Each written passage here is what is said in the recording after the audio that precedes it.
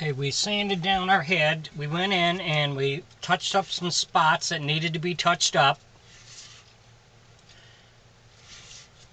So now we're going to paint the back of the head, the mouth, and the head, and I'm just going to use a white acrylic base paint for my base coat.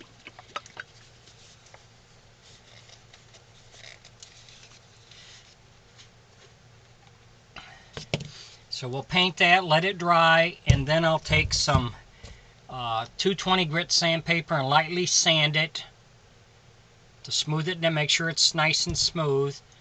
And then I'll give it another coat of white, and then we should be ready to start adding our color.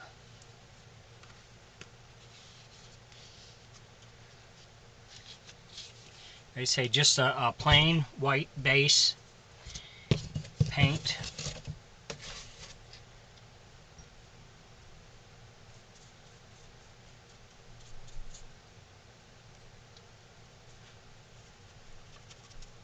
If you enjoy my videos, please like and subscribe on my YouTube page. I'd appreciate it.